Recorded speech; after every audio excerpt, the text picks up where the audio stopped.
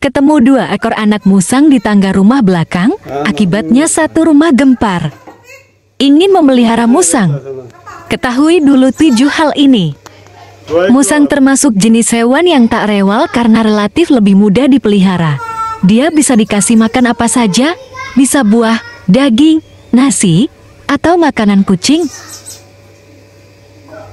Bang Kadafi ketemu 2 ekor musang liar di tangga belakang rumah. Berikut ini tip merawat bayi musang.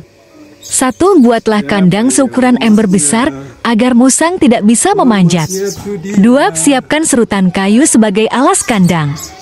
3. Pasang lampu 5 watt sebagai penerang dan penghangat kandang. 4. Sediakan pipet tetes untuk pakan cair. 5. Suapkan pakan cair 4-5 kali dalam sehari. Dia ikut mamaknya sendiri nanti. Dia ikut mamakmu.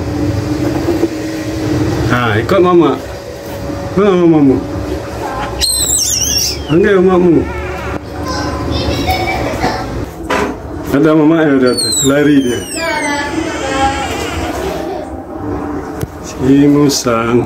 Oh, itu tadi dia tuh. Ya. Apa Ki? Musang.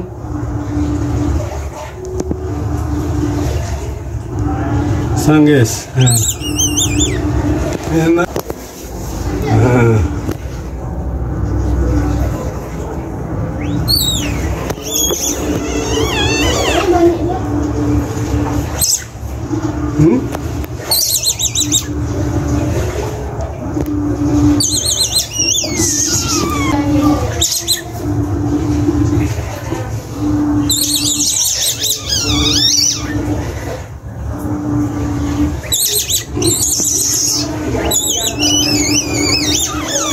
Nih, si musang. Itu satu udah tinggi itu.